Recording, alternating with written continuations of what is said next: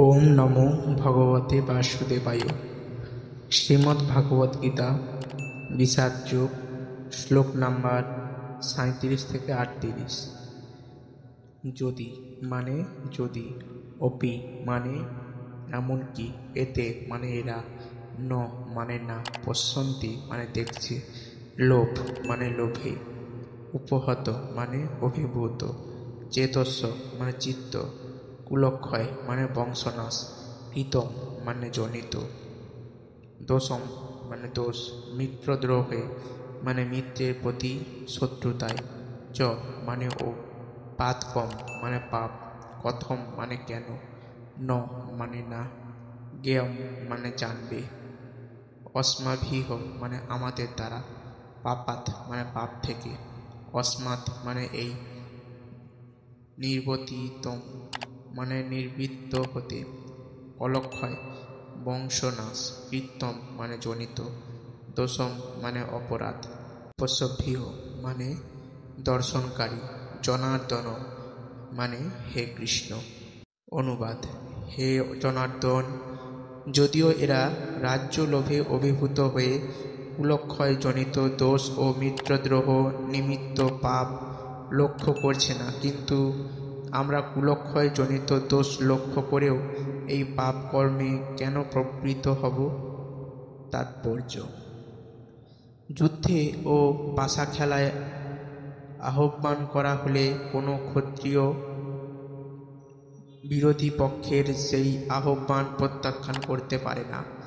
দুর্যোধন সেই যুদ্ধে অর্জুনকে আহ্বান করেছিলেন, তাই যুদ্ধ করতে অর্জুন বাধ্য ছিলেন। কিন্তু এই অবস্থায় অর্জুন বিবেচনা করে দেখলেন যে তার বিরুদ্ধ পক্ষের সকলেই এই যুদ্ধের পরিণতি সম্বন্ধে একেবারে অন্ধ হতে পারে, কিন্তু তা বলে তিনি এই যুদ্ধে অমঙ্গলজনক পরিণতি উপলব্ধি করতে পারার পর সেই যুদ্ধের আমন্ত্রণ গ্রহণ করতে পারবেন না।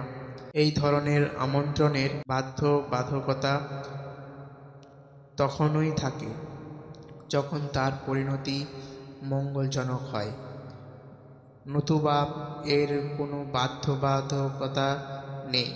এসব কথা সুচিন্তিতভাবে বিবেচনা করে অর্জুন এই যুদ্ধ থেকে নিরস্ত থাকতে মনস্থির করেছিলেন। শ্লোক নাম্বার 39। কুলক্ষয়ে মানে বংশনাশ বলে, প্রণশ্যন্তি মানে বিনষ্ট হয়, কুলধর্মাহ মানে কুলধর্ম, সনাতনাহ মানে চিরাচরিত, ধর্মে মানে ধর্ম, নষ্টে মানে নষ্ট হলে, কুলুম মানে বংশকে, কৃৎস্নম মানে সমগ্র, অধর্ম মানে অধর্ম, অভিভবতি মানে অভিভূত করে, উত মানে বলা হয়। অনুবাদ: কুলক্ষয় হলে সনাতন কুল ধর্ম বিনষ্ট হয় এবং তাহলে সমগ্র বংশ ধর্মে অভিভূত হয়। তাৎপর্য: বর্ণাশ্রম সমাজ ব্যবস্থা অনেক রীতিনীতি ও আচার অনুষ্ঠানের নির্দেশ দেওয়া আছে, যা পরিবারের প্রতিটি লোকের যথার্থ পারমার্থিক উন্নতি সাধনে সহায়তা করে। পরিবারের প্রবীণ সদস্যরা পরিবারভুক্ত অন্য সকলের জন্ম থেকে আরম্ভ করে মৃত্যু পর্যন্ত শুদ্ধিকরণ সংস্কার দ্বারা তাদের যথাযথ মঙ্গল সাধন করার জন্য সর্বদাই তৎপর থাকেন। কিন্তু এই সমস্ত প্রবীণ লোকেদের মৃত্যু হলে মঙ্গলজনক এই সমস্ত পারিবারিক প্রথাকে রূপ দেওয়ার মতো কেউ থাকবে না।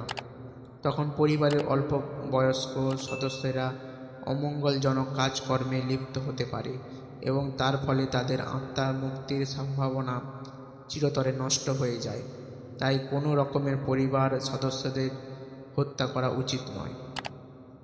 ওম নমো ভগবতে বাসুদেবায়।